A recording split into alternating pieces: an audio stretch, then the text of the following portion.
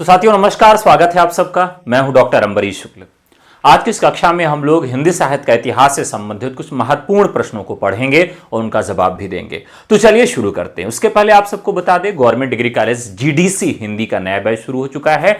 DSSB TGT Hindi का नया batch शुरू हो चुका है। यूजीसी नेट हिंदी का नया बैच शुरू हो चुका है, आप इसमें प्रवेश ले सकते हैं। अभ्यास LT टीजीटी और पीजीटी का बैच शुरू हो चुका है। ये सारे बैचेस आप व्हाट्सएप करके हमसे ले सकते हैं। नंबर है 9628959237। तो चलिए एक बार सब लोग बता दीजिए कि आवाज आ रही है, वीडियो चल रहा है, सब कुछ ठीक है। आज का सबसे पहला सवाल आप सबके स्क्रीन पर ये रहा।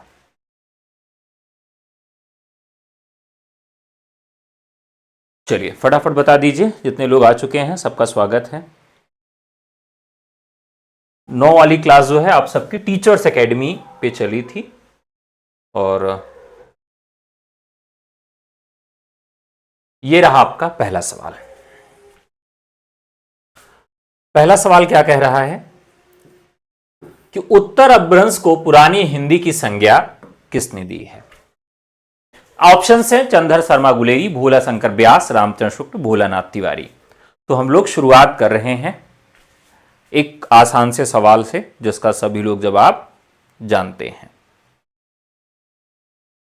चलिए फटाफट बताइए।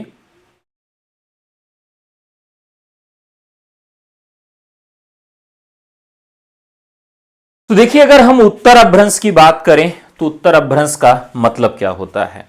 उत्तर अपभ्रंश की बात करें तो उत्तर अपभ्रंश का मतलब क्या होता है, यह भी हमको मालूम होना चाहिए।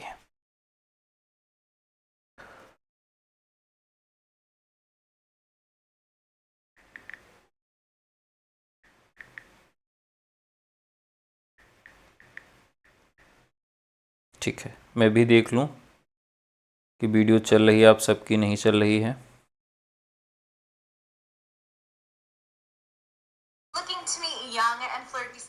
ठीक है, तो पहला जो सवाल है इसका राइट आंसर तो आप सब जानते ही हैं। तो राइट आंसर इसका हो जाएगा साथियों चंद्रधर शर्मा गुलेरी। तो उत्तर अपभ्रंश को पुरानी हिंदी कौन कहता है? तो चंद्रधर शर्मा गुलेरी कहते हैं। अब यहां इनका तात्पर्य क्या है? इनका तात्पर्य उत्तर अपभ्रंश से क्या है? उत्तर अपभ्रंश का अर्थ क्या है? तो भाषा के उस रूप से है जो मध्यकालीन आर्य भाषाओं से आधुनिक भारतीय आर्य भाषाओं के संक्रमण काल में उत्तर भारत में बोली जाती थी। इसे हम सौरसेनी अपभ्रंश के नाम से भी जानते हैं। इसे हम सौरसेनी अपभ्रंश के नाम से भी जानते हैं। यानी वह संक्रमण का दौर था, उस संक्रमण के दौर में जो भाषा बोली जा रही थी उसी भाषा को ही यहां पर क्या कहा गया? उसी भाषा को ही उत्तर अपभ्रंश कहा गया है। किसके द्वारा कहा गया है? तो यह चंद्रधर शर्मा गुलेरी के द्वारा यह कथन कहा गया है। ठीक है, चलिए आगे बढ़ते हैं। अब यहां पर यह भी पूछा जाता है, जैसे शुक्ल जी पूछते हैं, क्या पूछते हैं कि हिंदी साहित्य की शुरुआत कब से हुई?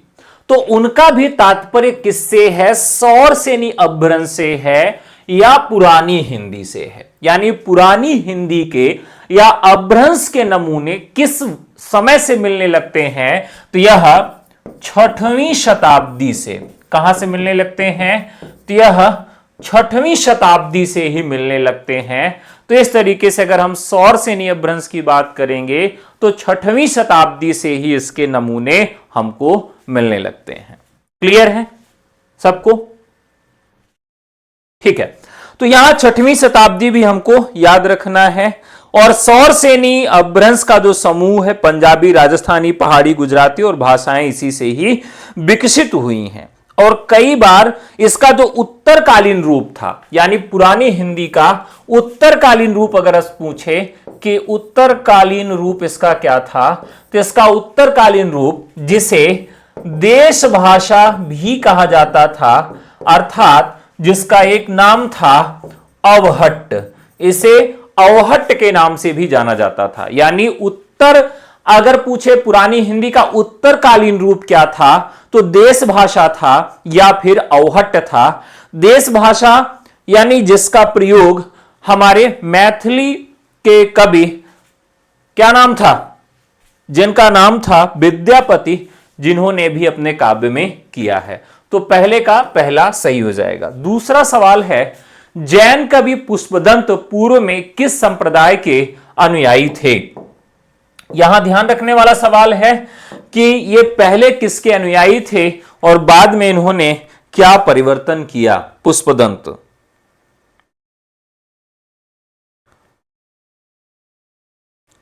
पुष्पदंत पहले किसके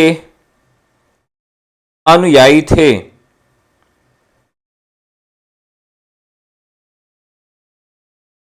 चलो फटाफट बताओ भैया। तो देखिए, पुष्पदंत की बात करें तो ये पहले क्या थे?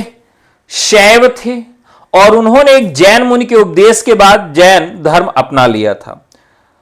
इनके पिता जो थे उनका नाम क्या था? केशव भट्ट था। पिता का नाम क्या था? केशव भट्ट था। और इनके पिता क्या थे? एक शैव थे, शिव के पुजारी थे, और उस शैव धारा में ये पड़े बढ़े थे। लेकिन बाद में ये पुष्पदंत जैन धर्म में दीक्षित हो जाते हैं, और इन्होंने शिव की स्तुति में कई रचनाएं भी लिखी थी, जैसे महिमन स्तोत्र।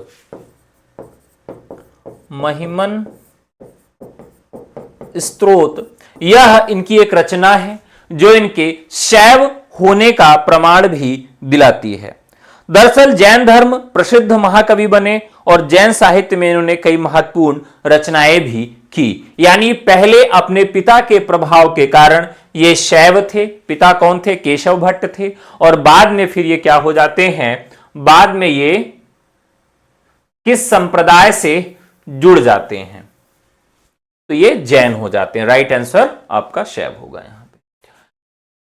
हिंदी साहित्य का विवेचनात्मक इतिहास लिखने वाले विद्वान कौन हैं? तो आज ही हम लोगों ने यह सवाल पढ़ा था, सूर्यकांत शास्त्री विवेचनात्मक इतिहास। वीर गाथा काल को चारण काल की संज्ञा देने के अतिरिक्त उससे पूर्व एक संधि काल जोड़ने वाले इतिहासकार कौन है? तो आज ही यह भी सवाल हम लोगों ने पढ़ा था। साथियों, यहां पर एक नाम है जिनका नाम है डॉक्टर रामकुमार वर्मा। रामकुमार वर्मा शुरुआत कहां से करते हैं? तो वो संधि काल से शुरुआत करते हैं। संधि काल, चारण काल, और फिर भक्ति काल तक पहुंचते हैं। और भक्ति काल तक पहुंचने के बाद उन्होंने हिंदी साहित्य को समाप्त कर दिया। यानी उन्होंने आदिकाल और भक्तिकाल का ही वर्णन किया है। उन्होंने आदिकाल और भक्तिकाल का ही वर्णन किया है। अगला सवाल, डॉक्टर रामकुमार वर्मा ने हिंदी साहित्य का आरंभ कब से स्वीकार किया है? बहुत ही महत्वपूर्ण सवाल है। तो यहां पर उन्होंने जो भी तिथियां बताई हैं वह ईस्वी में बताई हैं। तो इस तरीके से डॉक्टर रामकुमार वर्मा ने हिंदी साहित्य का आरंभ 693 ईस्वी से माना है। ठीक है। राहुल सांकृत्यायन का प्रसिद्ध लेख हिंदी के प्राचीन कवियों उनकी कविता 1933 में किस पत्रिका में छपा था? अब यह सवाल देखें तो बहुत ही बढ़िया सवाल है। एक बार सभी साथी जो भी देख रहे हैं वो एक बार लाइक कर देंगे, वीडियो को फटाफट लाइक कर देंगे। चलिए, जितने भी साथी देख रहे हैं एक बार लाइक कर दें।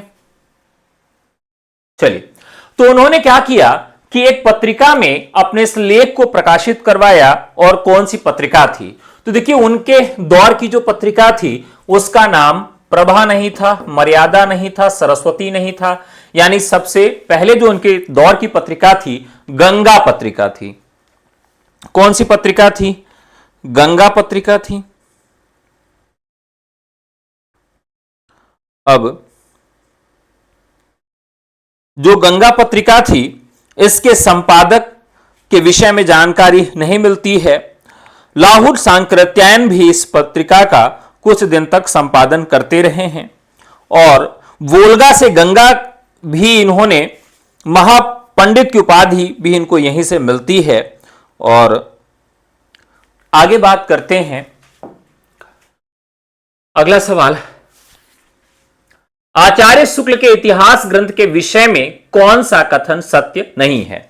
अब देखिए साथियों, जो ये सवाल बन रहे हैं आजकल वो सीधे सीधे सवाल नहीं बन रहे हैं, यानी अगर आपको पूरी जानकारी नहीं है तो स्थापना तर्क और वन मोर देन ऑप्शन वाले सवाल, यानी पहले एक ही ऑप्शन सही होता था, अब एक सवाल में एक से अधिक ऑप्शन सही हो सकते हैं।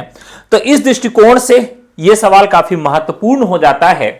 तो आप बताएं कि कौन सा कथन सत्य नहीं है। युग की परिस्थितियों का महत्व उनके यहां है। कवियों के जीवन चरित्र के स्थान पर साहित्यिक महत्व, यह भी उनके यहां देखने के लिए मिलता है। काव्य धाराओं और युगों को साहित्यिक प्रवृत्तियों का उल्लेख, तो प्रवृत्तियों का उल्लेख पहली बार देखने के लिए मिलता है अच्छी तरीके से। साहित्यिक प्रवृत्तियों के निर्माण में परंपरा का महत्व, तो उन्होंने साहित्यिक प्रवृत्तियों के लिए परंपरा को महत्व नहीं दिया कि हमारे यहां परंपरा चलती आ रही है, उन्होंने युगीन चेतना को महत्व दिया है। उस दौर की युग की जो चेतना थी, यानी अगर हम युग की परिस्थितियों को कहीं महत्व देंगे तो फिर वहां पर हम परंपरा को महत्व नहीं देंगे, क्योंकि क्या होती हैं, परंपराएं रूढ़ होती हैं, उसमें परिवर्तन कम होता है और युगीन परिस्थितियां जो होती हैं वो युग के साथ परिवर्तित होती हुई चलती हैं। ठीक है, समझ में आ गया सबको। तो यहां पर राइट आंसर हो जाएगा घ। अगला सवाल है, किस विद्वान ने हिंदी साहित्य का आरंभ भक्तिकाल से माना है। बहुत ही अच्छा सवाल है, किसने हिंदी साहित्य का आरंभ भक्तिकाल से माना है। अब जैसे हम शुक्ल जी की बात करें तो हिंदी साहित्य की शुरुआत तो कहां से मानते हैं, तो वो सिद्ध साहित्य से। किससे मानते हैं, सिद्ध साहित्य से, या उन्होंने हिंदी का जो आदिकाल माना है वो अपभ्रंश से उसके काल की गणना शुरू की है। इसी तरीके से हिंदी साहित्य में भक्ति काल से किसने साहित्य की शुरुआत मानी है, तो हजारी प्रसाद द्विवेदी, नगेंद्र तो नहीं है, रामचंद्र शुक्ल को तो मैंने बता दिया, राम कुमार वर्मा ने संधिकाल से शुरुआत किया है। तो इस अर्थ में आचार्य हजारी प्रसाद द्विवेदी ये इसके सही उत्तर होंगे। सवाल अगर अच्छे लग रहे हो तो आप लोग फटाफट लाइक जरूर कर दीजिएगा।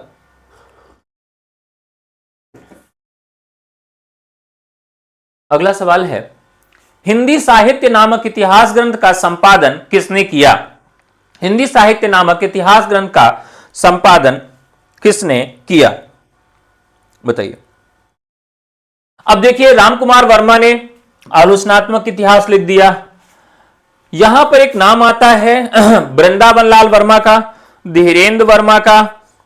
तो धीरेन्द्र वर्मा, हिंदी साहित्य नामक इतिहास ग्रंथ किसके द्वारा लिखा गया, तो राइट आंसर हो जाएगा डॉक्टर धीरेन्द्र वर्मा का।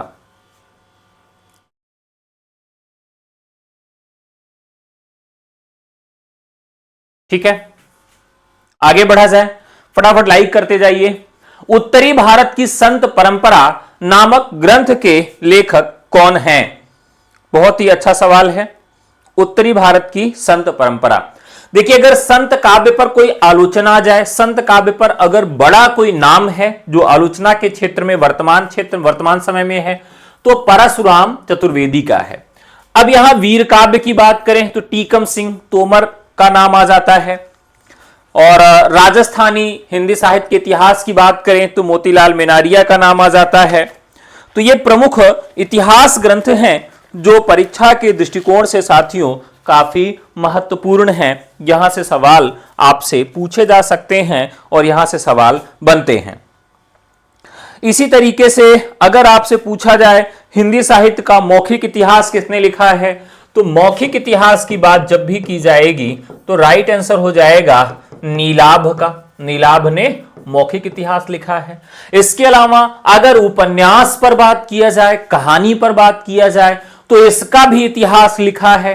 किसने लिखा है, आप सब मुझे कमेंट करके बताएंगे कि उपन्यास का इतिहास और कहानी का इतिहास भी लिखा गया है। ठीक है, उपन्यास का इतिहास और कहानी का इतिहास दो लोगों ने लिखा है और दो बड़े नाम हैं जो आपको कमेंट में हमें बताना है। अगला सवाल है, राधा वल्लभ संप्रदाय सिद्धांत और साहित्य के लेखनकर्ता कौन है? राधा वल्लभ संप्रदाय सिद्धांत और साहित्य के, तो यहां पर डॉक्टर विजेंद्र स्नातक राइट आंसर हो जाएगा, डॉक्टर विजेंद्र स्नातक। अगला, यह हिंदी साहित्य की नींव का वह प्रस्तर है जिस पर आचार्य शुक्ल ने अपने सुप्रसिद्ध इतिहास का भव्य भवन निर्मित किया है, यह कथन किसका है? फटाफट बताइए। तो यह बहुत ही महत्वपूर्ण है।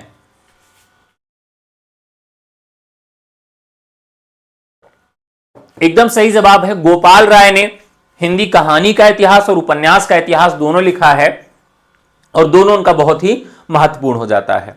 यहां पर जो सवाल है कि ये किसने कहा है, तो देखिए शुक्ल जी तो होंगे ही नहीं, क्योंकि शुक्ल जी की बात ही की जा रही है, तो शुक्ल होंगे ही नहीं।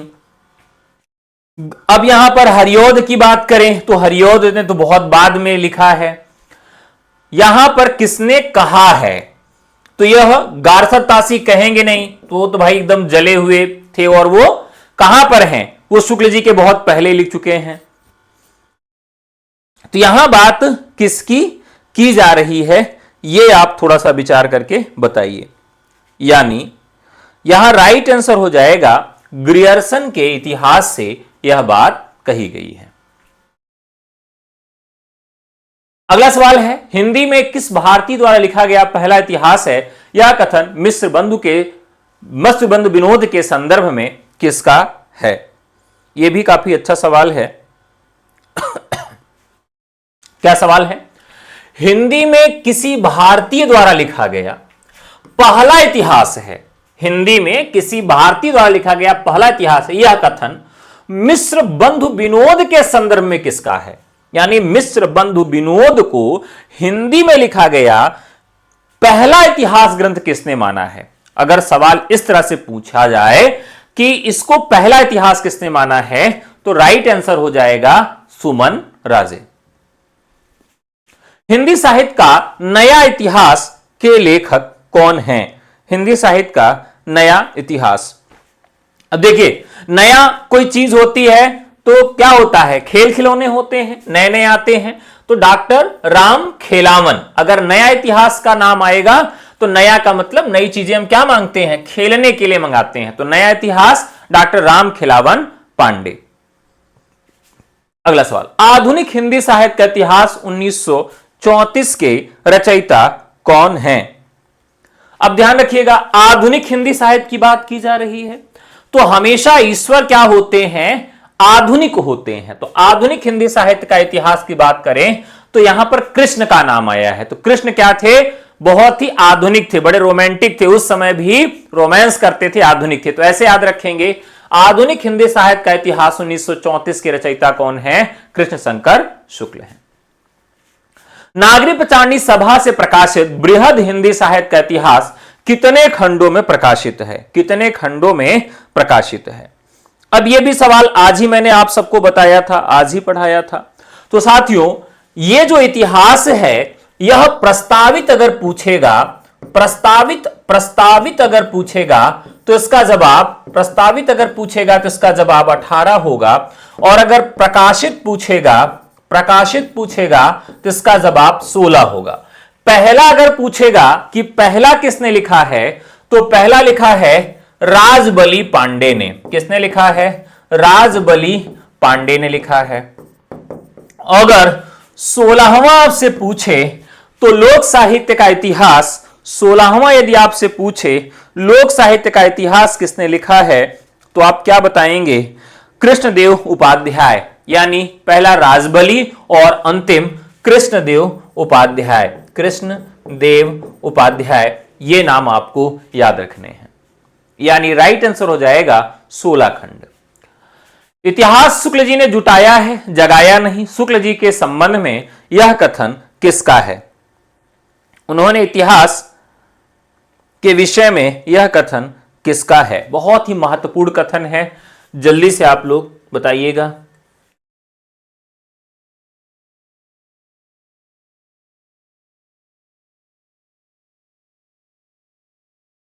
यहां पर एक कथाकार हैं जैनेन्द्र, मनोविश्लेषणवादी कथाकार हैं जैनेन्द्र।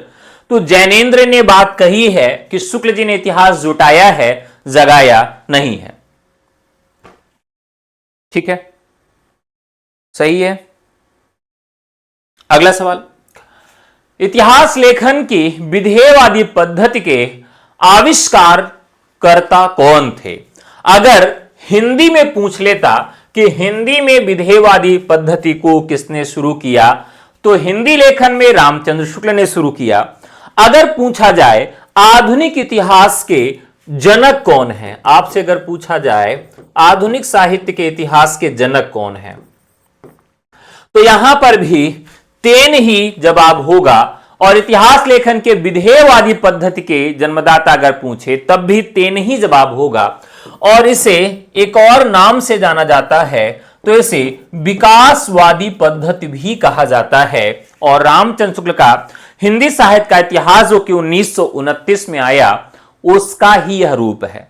अब आप लोग बता दीजिए, आज ही मैंने आपको पढ़ाया है रामचंद्र शुक्ल ने जो इतिहास लिखने की शुरुआत की वह कब शुरुआत की, और शुक्ल जी ने जिस ग्रंथ के लिए भूमिका लिखना शुरू किया उस ग्रंथ का लेखन कब शुरू हुआ था?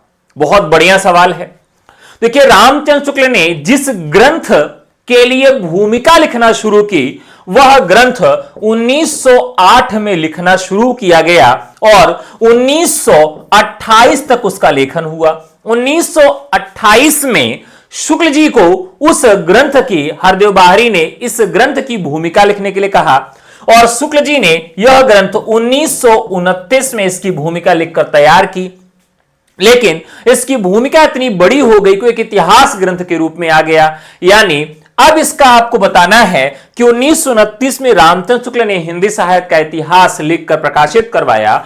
इसका संशोधित और प्रवर्धित संस्करण किस सन में आता है? यानी रामचंद्र शुक्ल का जो हिंदी साहित्य का इतिहास 1929 में आता है, इसका संशोधित और प्रवर्धित संस्करण किस सन में आता है, यह आपको कमेंट करके बताना है। तो हिंदी शब्द सागर के हिंदी साहित्य का विकास के रूप में उन्होंने इसका लेखन किया, लेकिन इसका संशोधित और प्रवर्धित संस्करण जो है शुक्ल जी ने निकाला दोबारा, उसका सन था 1914 यानी 1940 में। पूरे भक्तिकाल को 4 भागों में बांटकर उसे शुद्ध दार्शनिक एवं धार्मिक आधार पर सर्वप्रथम प्रतिष्ठित करने वाले विद्वान कौन हैं? बताइए।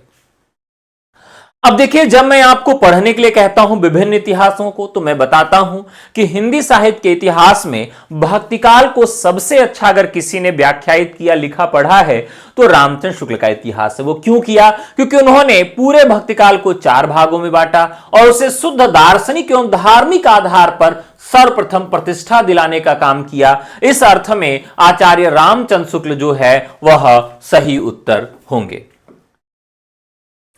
अगला सवाल है, हिंदी भाषा और साहित्य का विकास 1930 नामक ग्रंथ के लेखक कौन हैं?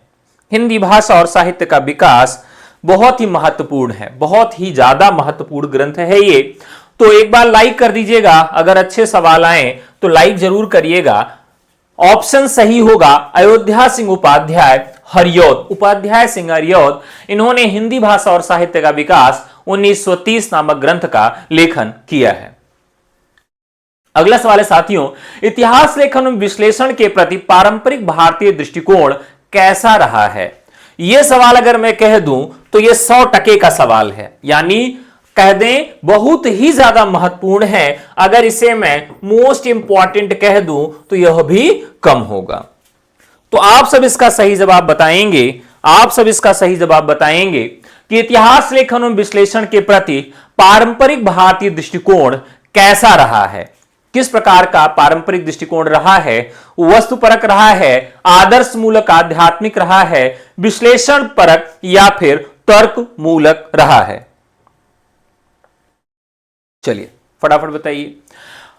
अब ध्यान दीजिए कि जो भारतीय पद्धति है, भारतीय पद्धति में सबसे पहले किसको ज्यादा महत्व दिया जाता है? तो आदर्श को सबसे अधिक महत्व दिया जाता है। और हिंदी साहित्य के इतिहास में अगर हम आदर्श और अध्यात्म को निकाल दें तो बहुत कम ही साहित्य बचेगा।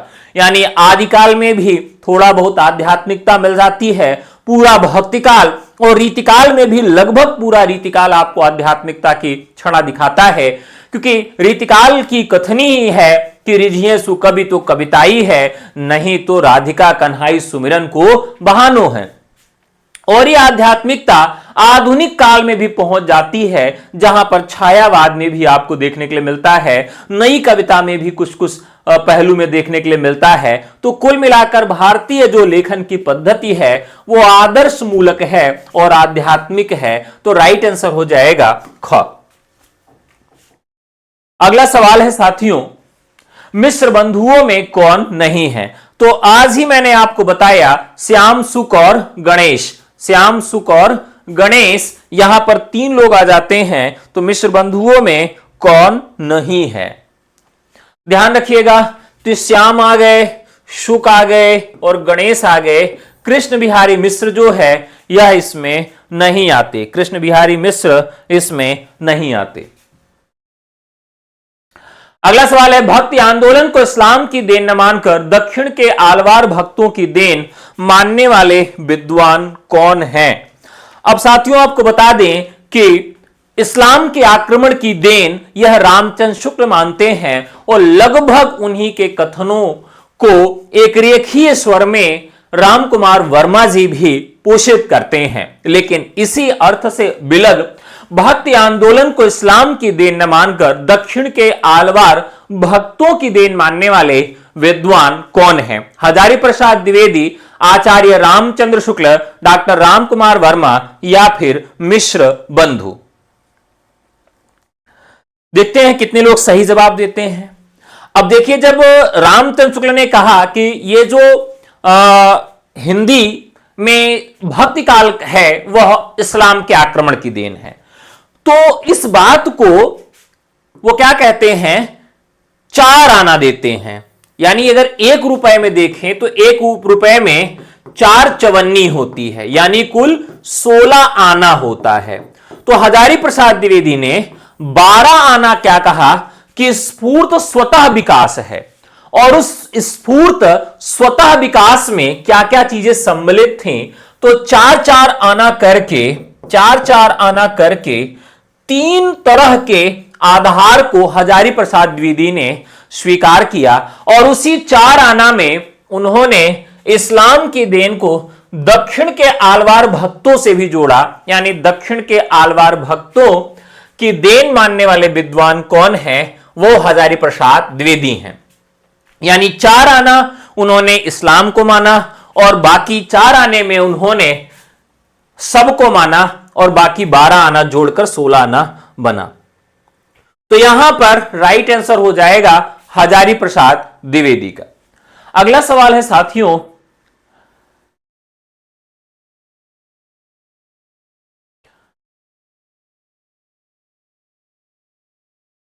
हिंदी साहित्य का अतीत तथा वांग्मय विमर्श ग्रंथों के रचनाकार कौन हैं? आसान सवाल है। तो यहां पर 2 कंफ्यूजन है, विश्वनाथ प्रसाद मिश्र और विश्वनाथ प्रसाद तिवारी। ये 2 तरह के कंफ्यूजन आपके सामने आ सकते हैं।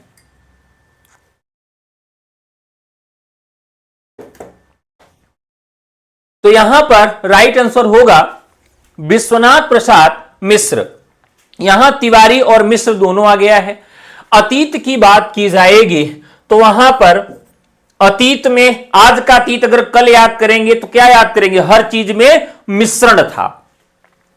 और अगर तिवारी की बात की जाएगी तो हिंदी साहित्य का वस्तुनिष्ठ इतिहास या हिंदी साहित्य का सरल इतिहास की बात की जाएगी।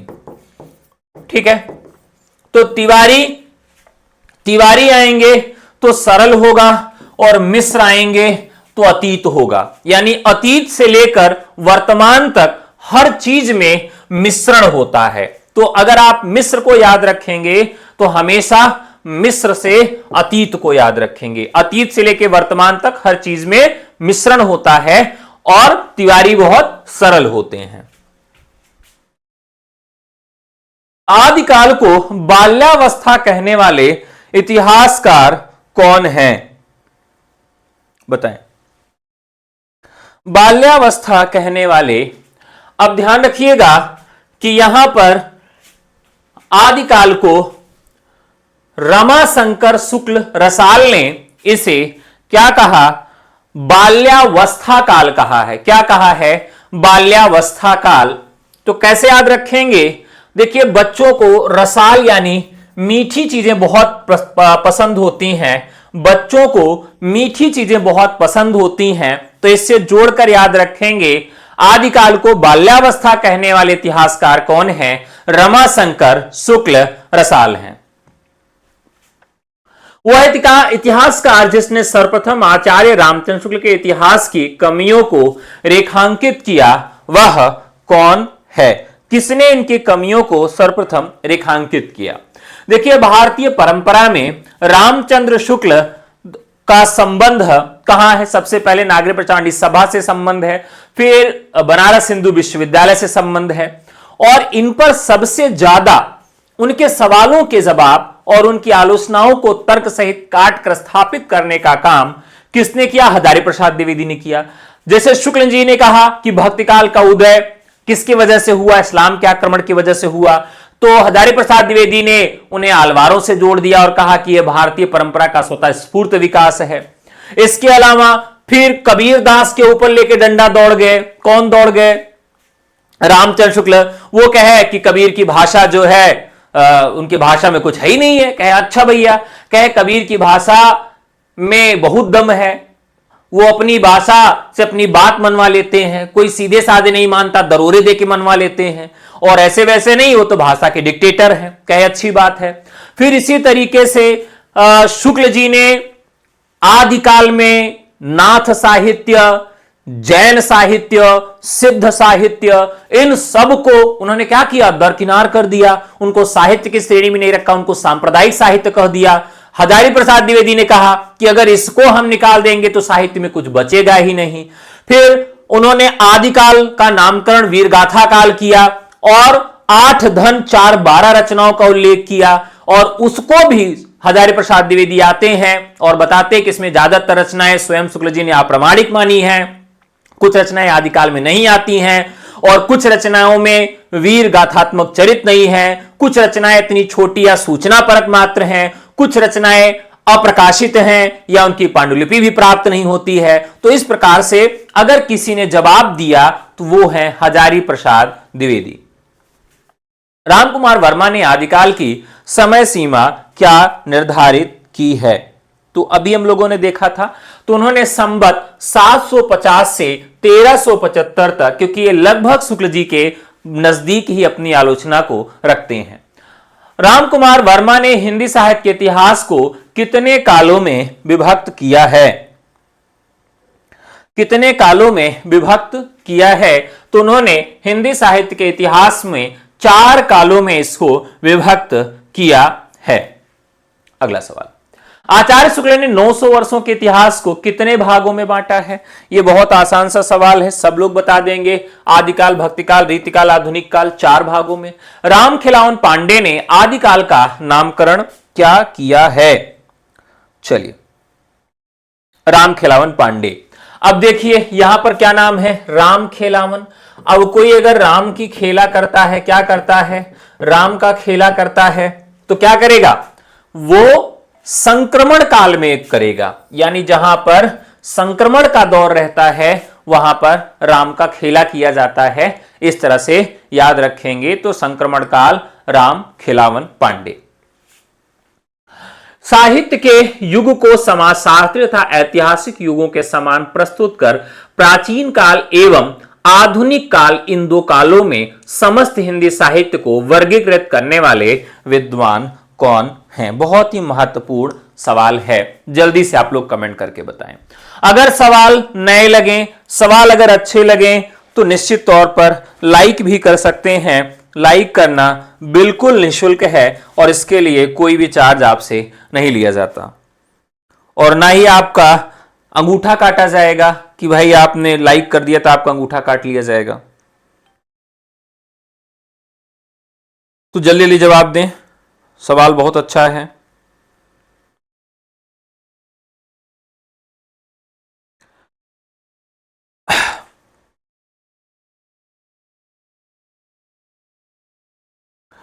देखिए यहां पर एक नाम आप सबको मिल रहा है, डॉक्टर शंभुनाथ सिंह। यहां यह भी पूछा जा सकता है कि शंभुनाथ सिंह या इनमें से कौन सा ऐसा लेखक है जो भारत के स्वतंत्रता संग्राम में भी सम्मिलित था। ये कवि सामाजिक कार्यकर्ता थे। देवरिया जिले में इनका जन्म हुआ था और काशी विद्यापीठ में शिक्षक के रूप में भी रहे और संपूर्ण संस्कृत विश्वविद्यालय में हिंदी के विभागाध्यक्ष भी रह चुके हैं। इनकी कृतियां बहुत ही महत्वपूर्ण हैं। समय की शिला, जर्द जहां नीला है, हरिजन गीत।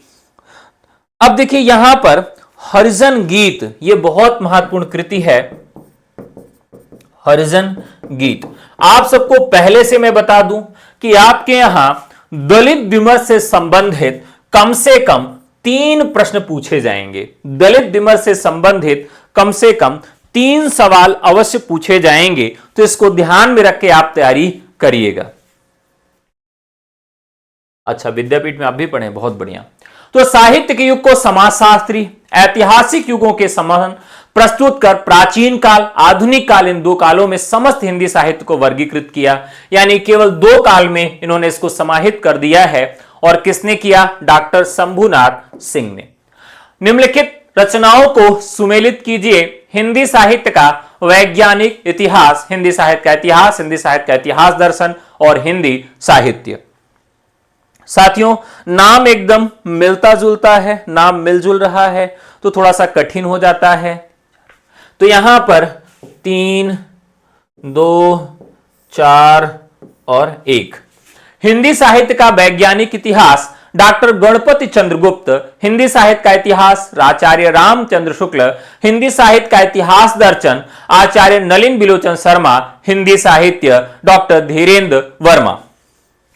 तो यह भी काफी महत्वपूर्ण है हिंदी साहित्य के लिए। अगर आपसे पूछा जाए यह किस तरह का ग्रंथ है या इसकी विधा आपसे पूछ ले तो आप बताएंगे कि हिंदी साहित्य नामक जो रचना है यह एक इतिहास ग्रंथ है धीरेन्द्र वर्मा का। और धीरेन्द्र वर्मा इलाहाबाद विश्वविद्यालय में एचओडी रह चुके हैं हिंदी डिपार्टमेंट के।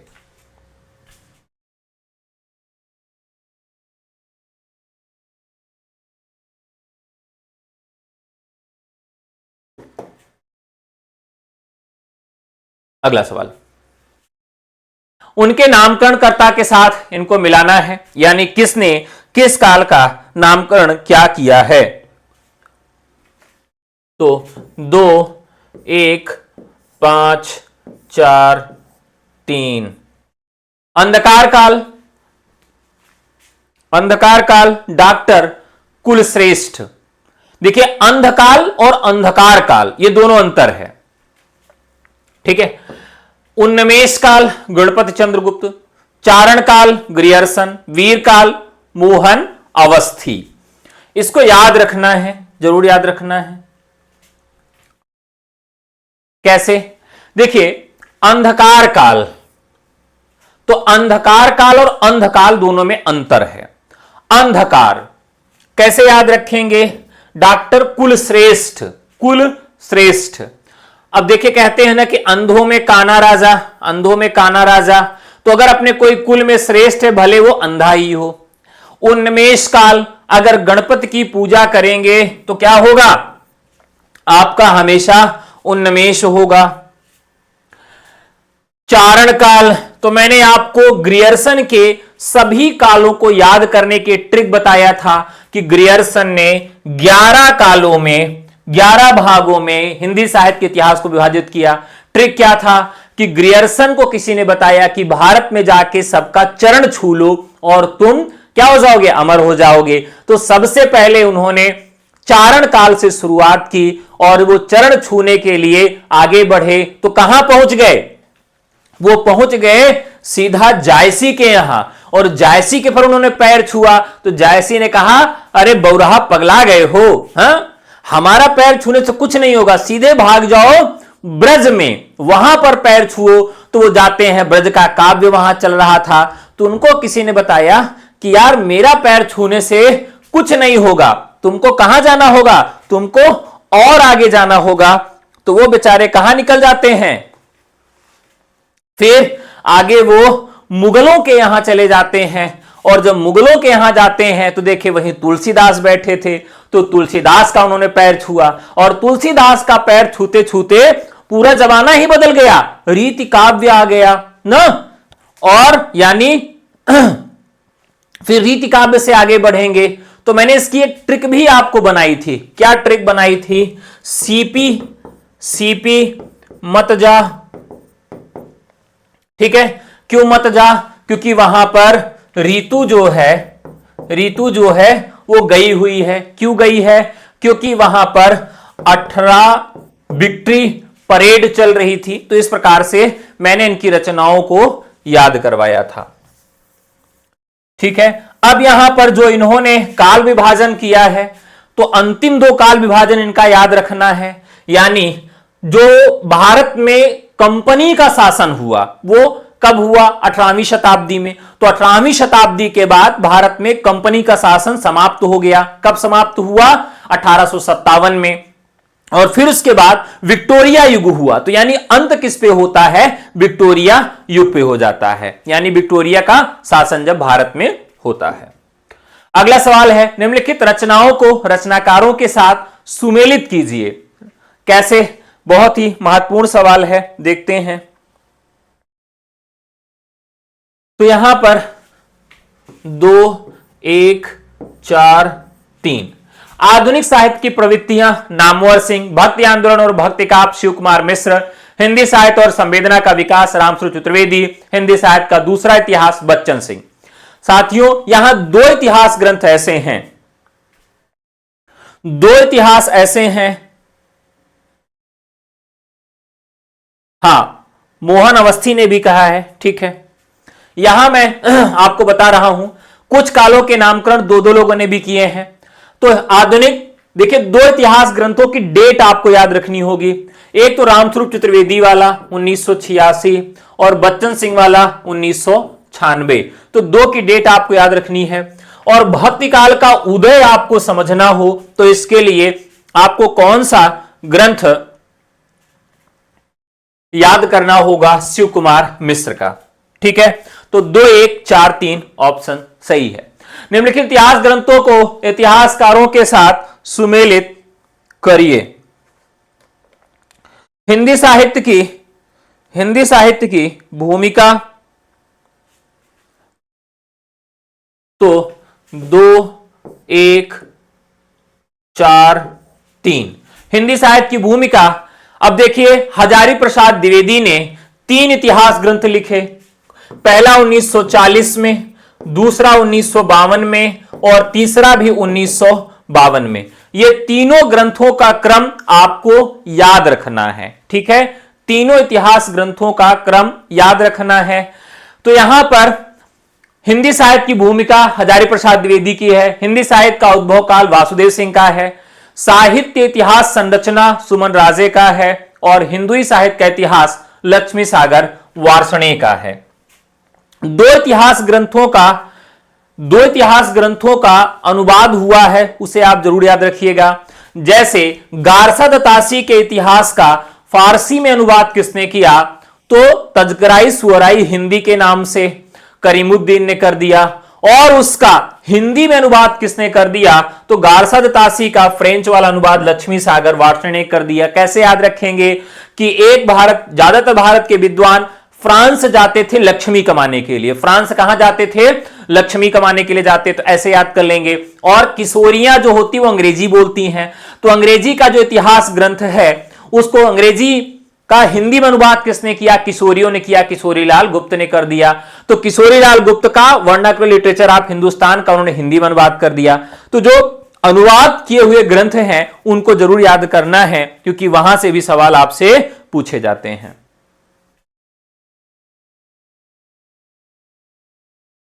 चलिए आगे बढ़ते हैं। अगला सवाल है, निम्नलिखित इतिहास ग्रंथों को प्रकाशन वर्ष के साथ सुमेलित करिए। प्रकाशन वर्ष के साथ सुमेलित करिए। बहुत ही महत्वपूर्ण सवाल है साथियों। चलिए देखते हैं हिंदी। तो 3 4 1 2। हिंदी साहित्य का इतिहास यानी रामचंद्र शुक्ल का जो हिंदी साहित्य का इतिहास है यह 1929 में आता है और परिवर्तित संस्करण इसका 1940 में आता है। हिंदी साहित्य का आलोचनात्मक इतिहास 1938 में आता है यानी रामकुमार वर्मा वाला। हिंदी साहित्य का वैज्ञानिक इतिहास गणपत चंद्रगुप्त का 1940 वाला। हिंदी साहित्य की भूमिका यह कब आती है? 1965 में आती है। ठीक है, आगे बढ़ा जाए। अगला सवाल है निम्नलिखित ग्रंथों को उनके ग्रंथकारों के साथ सुमेलित कीजिए। यह भी काफी महत्वपूर्ण सवाल है, तो फटाफट कमेंट करके बताइए।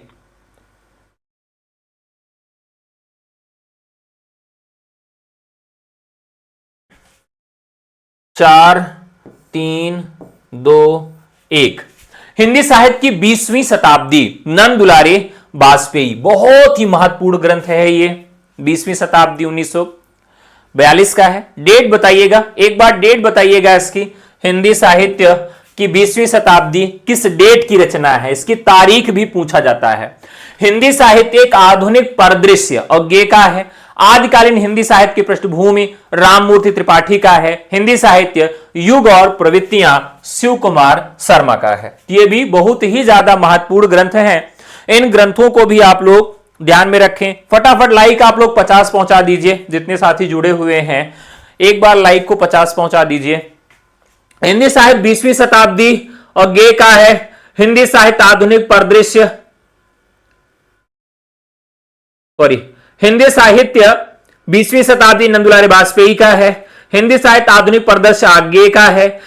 आदिकालीन हिंदी साहित्य की पृष्ठभूमि राममूर्ति त्रिपाठी का है। हिंदी साहित्य युग और प्रवृत्तियां शिव कुमार शर्मा का है। ठीक है, तो ये बहुत ही महत्वपूर्ण ग्रंथ है। इन ग्रंथों को आप याद में रखेंगे।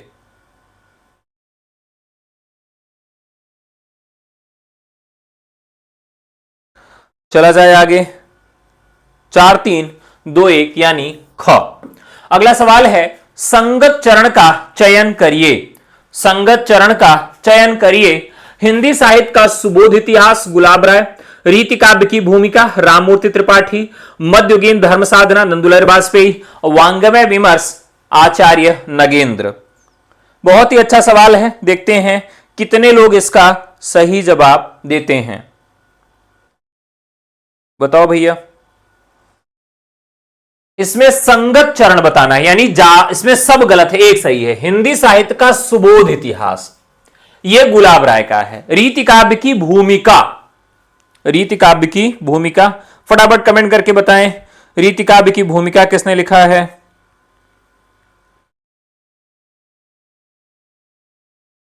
तो रीति काव्य की भूमिका, तो साथियों ये जो हमने 16 हिंदी साहित्य का बृहत इतिहास हम लोगों ने जो पढ़ा, जिसको नागरिक प्रचारणी सभा द्वारा संपादित किया जा रहा है, तो हिंदी साहित्य का जो रीति काव्य की भूमिका है वह उसी में ही है और इसके संपादक कौन है? नगेंद्र हैं।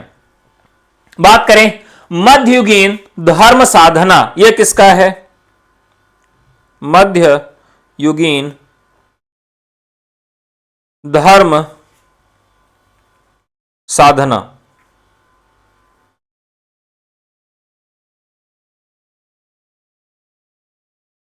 फटाफट बताएं। धर्मयुगीन भगीरथ का, अच्छा ठीक है। वांग्मय विमर्श, यह बहुत ही महत्वपूर्ण है। वांग्मय विमर्श,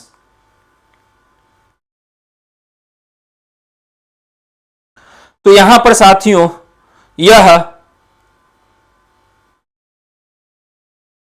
वांग्मय विमर्श हजारी प्रसाद द्विवेदी की है।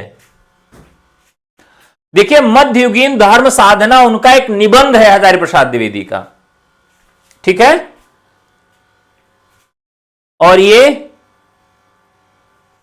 वाला किसका है? वांग्मय विमर्श विश्वनाथ का है, विश्वनाथ। अब विश्वनाथ में क्या है? प्रसाद मिश्र, वांग्मय विमर्श विश्वनाथ प्रसाद मिश्र का है। ठीक है, क्लियर है? ठीक है, अगले सवाल पे चलते हैं। रचना में रचनाकार के संगत चरण का चयन करिए। संगत चरण का चयन करिए। अब यहां पर हिंदी साहित्य का अतीत, मैंने आपको बताया था अतीत में भी मिश्रण होता था और आज भी मिश्रण होता है, ये सही हो गया। वांग्मय विमर्श अभी हम लोगों ने बताया था, ठीक है। हिंदी काव्यधारा नगेंद्र का न होकर किसका है? किसका है? राहुल सांकृत्यायन का। हिंदी साहित्य का आदिकाल, यह किसका है? हजारी प्रसाद द्विवेदी का है। अगला सवाल, निम्न में संगत चरण का चयन करिए। हिंदी भाषा और साहित्य 1931। यह सवाल काफी महत्वपूर्ण है, यह सवाल काफी महत्वपूर्ण है। देखिए, हिंदी भाषा और साहित्य, हिंदी साहित्य का आलोचनात्मक इतिहास, अभी भी हम लोगों ने इसकी डेट देखा था। वांग्मय विमर्श 1944 का, हिंदी साहित्य और संवेदना का विकास, यह भी मैंने बताया था 1986 का है, ठीक है। बाकी हिंदी साहित्य का आलोचनात्मक इतिहास कब का था? 1938 का था, यही है। और हिंदी भाषा और साहित्य ये किस सन का है? ये आप लोग हमें कमेंट करके अभी बताएंगे किसका समय क्या है। चलिए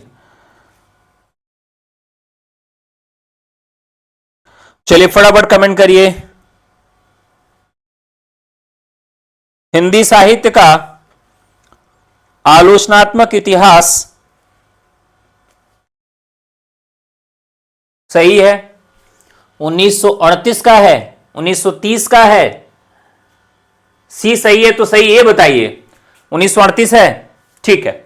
चलिए अगला सवाल, निम्न में संगत चरण का चयन करिए। संगत चरण का चयन करिए। आधुनिक हिंदी साहित्य का इतिहास 1954, हिंदी भाषा का उद्भव विकास 1948, हिंदी भाषा और साहित्य 1949, हिंदी उपन्यास उपलब्धियां 1952। चलिए फटाफट बताइए।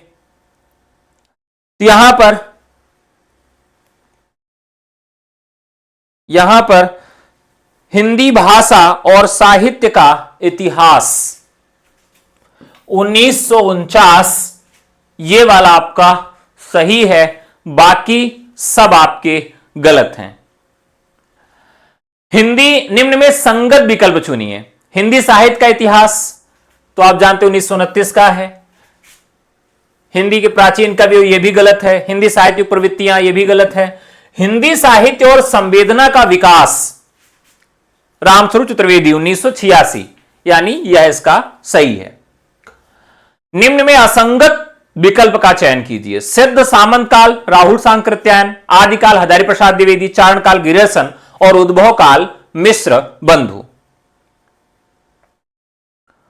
चलिए बताइए, महत्वपूर्ण सवाल है। देखिए यहां पर सिद्ध सामंत युग राहुल सांकृत्यायन ने कहा, आदिकाल हजारी प्रसाद द्विवेदी ने नामकरण किया और चारण काल ग्रियर्सन ने किया, उद्भव काल मिश्र बंधुओं ने नहीं किया है। तो ये आप सब बताएंगे कि आदिकाल को उद्भव काल किसने कहा है।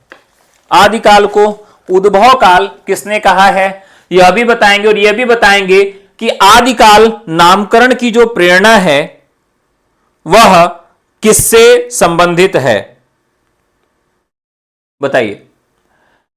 आदिकाल की जो नामकरण की प्रेरणा है वो किससे संबंधित है और उद्भव काल नामकरण किसका है।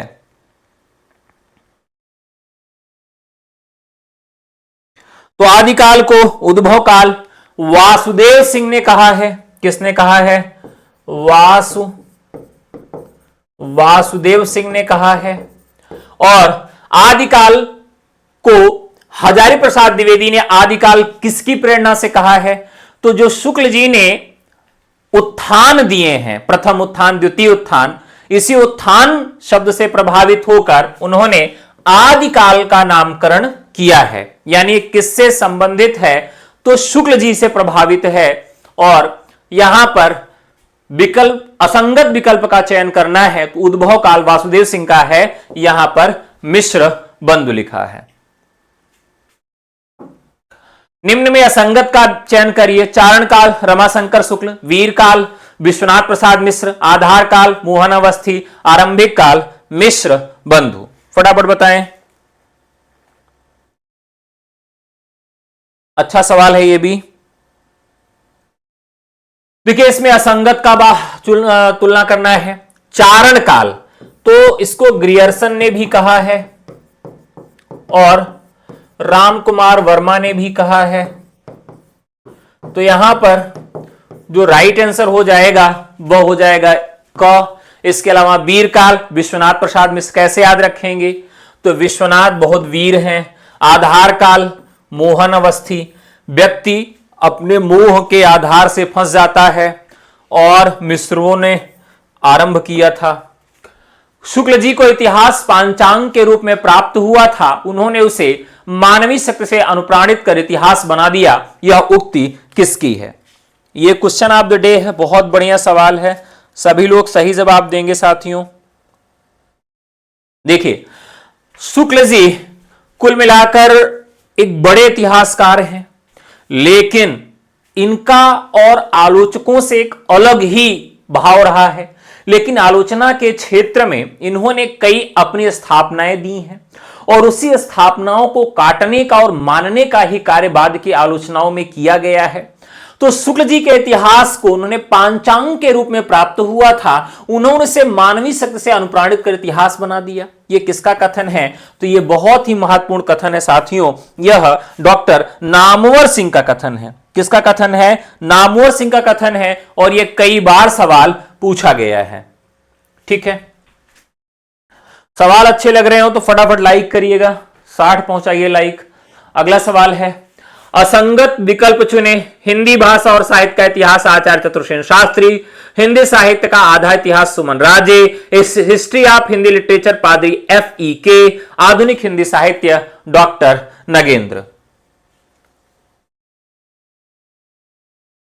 आधुनिक हिंदी साहित्य की बात करें तो यह किसका ग्रंथ है? यह डॉक्टर नगेंद्र का ग्रंथ नहीं है। आधुनिक हिंदी साहित्य, आज ही की क्लास में यह प्रश्न आया था।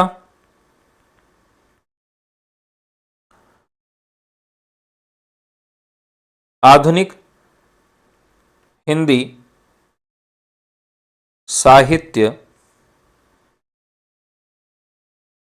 बताएं।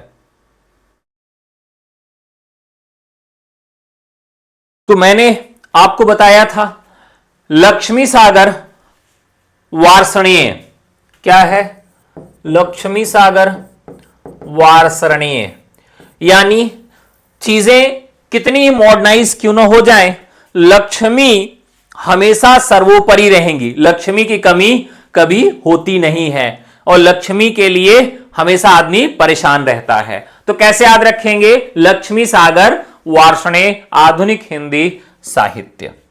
अगला सवाल, असंगत विकल्प का चयन कीजिए। हिंदी काव्यशास्त्र का इतिहास भगीरथ मिश्र, छायावाद नंदुलारी वाजपेयी, छायावाद डॉक्टर नामवर सिंह, पंजाब प्रांतीय हिंदी साहित्य का इतिहास चंद्रकांत बाली।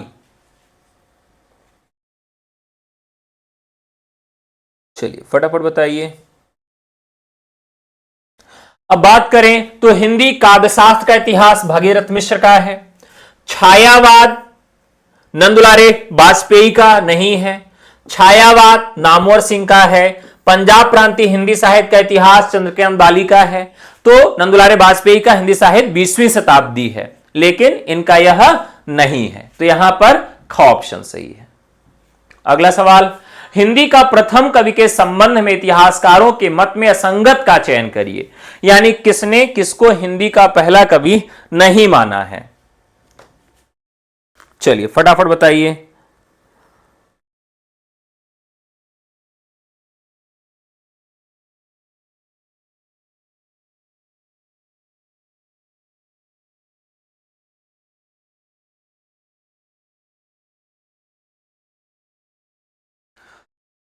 अब यहां पर एक और रचना मैं आपसे पूछूंगा और इसका सही जवाब जो देगा भैया रसगुल्ला खिलाऊंगा।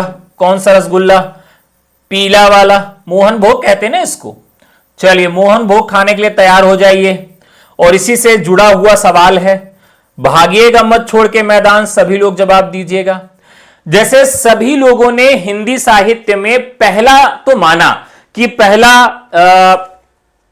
कवि कौन है, लेकिन इसी में एक व्यक्ति ऐसे भी आपको मिलेंगे जिन्होंने यह प्रयास नहीं किया है। तो स्वयंभू को देखो नगेंद्र ने नहीं माना है ना, स्वयंभू को डॉक्टर नगेंद्र ने नहीं माना है। तो हिंदी का पहला कवि गारसाद तासी के इतिहास में कौन है? गारसाद तासी के इतिहास में हिंदी का पहला कवि कौन ठहरता है? चलो भैया राजभोग खाने के तैयार हो जाओ।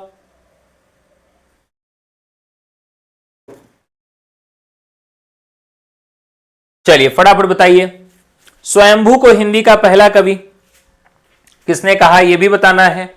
और गारसाद तासी के हिंदी साहित्य के इतिहास में पहला कवि कौन है? तो स्वयंभू को प्रथम कवि रामकुमार वर्मा ने कहा है, अपभ्रंश के कवि थे। चलो भैया, तो यहां पर संगीता जी को ये आज का ये रसगुल्ला दिया जा रहा है भाई, मोहन भोग संगीता जी को मिलेगा। और गारसाद तासी के इतिहास में पहले कवि जो मिलते हैं वो अंगद मिलते हैं। तो अंगद क्यों मिलते हैं? क्योंकि ये अल्फाबेटिकल तरीके से वर्णानुक्रमी पद्धति के आधार पर पहले कवि अंगद ठहरते हैं। और बाकी जो स्वयंभू हैं इन्होंने किसने? रामकुमार वर्मा ने। कैसे याद रखेंगे? राम जो थे वो स्वयंभू थे।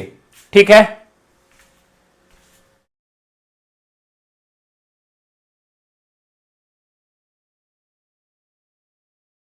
चलिए चलिए बहुत बढ़िया। अगला सवाल लेते हैं। प्रथम कवि के संबंध में असंगत का चयन करिए। प्रथम कवि के संबंध में असंगत का चयन करिए। पुष्य, पुंड, शिव सिंह, सेंगर, सरापा, राहुल सांकृत्यायन, ये गलत हो गया। शालिभद्र सूरी, गणपति चंद्रगुप्त, अब्दुल रहमान, हजारी प्रसाद द्विवेदी, तो ये सब तो सही है। क्या संगीता जी का गलत है? मुझे तो उनका ही पहले दिखा। चलिए कोई बात नहीं, उनसे रसगुल्ला आप छीन तो सकते नहीं है, हो सकता है कि उन्होंने जूठा कर दिया हो। अगला सवाल, हिंदी साहित्य का आरंभ के विषय में संगत विकल्प का चयन करिए। यह सवाल बहुत मजेदार है, चलिए फटाफट बताइए। हजारी प्रसाद द्विवेदी ने भक्ति काल का जो शुरुआत है वो कहां से मानी है? भक्ति काल की शुरुआत उन्होंने कहां से मानी है?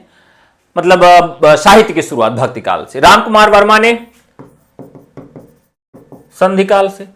आचार्य रामचंद्र शुक्ल ने कहां से मानी है? सिद्ध साहित्य से। गणपति चंद्रगुप्त ने कहां से मानी है? तो यहां क्या करना है कि संगत विकल्प का चयन करना है। यहां इन्होंने आदिकाल से इसकी शुरुआत मानी है। ठीक है, चलिए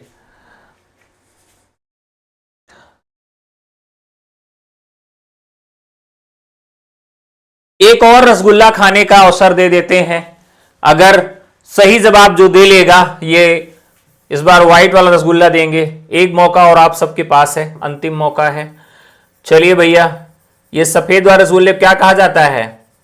इसको कहा जाता है छेना वाला रसगुल्ला। तो छेना वाला रसगुल्ला खाने के लिए आप लोग तैयार हो जाइए। जो सही जवाब दे देगा वह इसका तुरंत हकदार होगा। जातीय साहित्य का उदय, जातीय साहित्य का उदय आदिकाल का नामकरण किसने किया है? जातीय साहित्य का उदय आदिकाल का नामकरण किसने किया है? यह आपका आज का सवाल है। चलिए फटाफट छेना भाई आ रहा है, मार्केट में आ गया ये छेना, जल्दी से जवाब दीजिए और ले जाइए। जातीय साहित्य का उदय, आदिकाल का नामकरण किसने किया है? साथियों, अगर आप हमारे अभ्यास बैच से जुड़ना चाहते हैं तो 9628959237 पर व्हाट्सएप करें। इसी तरीके से चैप्टर वाइज प्रैक्टिस और रिवीजन करवाया जाएगा, 10 मॉडल पेपर और रिकॉर्डेड क्लासेस दी जाएंगी, नोट्स भी आपको मिलेगा। एलटी ग्रेड, जीआरसी प्रवक्ता और यूपी टीजीटी पीजीटी के लिए अभ्यास बैच उपलब्ध है। फटाफट कमेंट कर करके बताएं। रामविलास शर्मा, नहीं भाई, नहीं नहीं नहीं नहीं नहीं नहीं, ये लगता है कि व्हाइट रसगुल्ला ऐसे ही जाएगा, ऐसे ही जाएगा, कोई नहीं बता पा रहा है। इस बार कौन पाया है? मनीष पांडे जी ने बच्चन सिंह जवाब दे दिया है, और इस बार भाई मनीषी नाम लिखा है ना, एक बार देख लें फिर से। चलिए, मनीषा तो नहीं है। चलिए, तो मनीष जी को भाई मुबारक हो, आज का ये सफेद रसगुल्ला। ठीक है, तो चलिए साथियों, आज का ये जो सवाल है और ये जो सिलसिला है समाप्त हुआ। अभी तक जिसने लाइक नहीं किया फटाफट लाइक करके जाइएगा, नहीं पकड़ के उंगली तोड़ देंगे आप लोग का अगर लाइक नहीं करोगे तो। ठीक है, इतनी रात को बिना खाए पिए पढ़ाता रहता हूं, आप लोग लाइक भी नहीं करते हो। चलिए, तो आज के लिए इतना ही, फिर आप लोगों से मुलाकात होगी जल्दी, फिर मिलते हैं, तब तक के लिए नमस्कार, जय हिंद, धन्यवाद।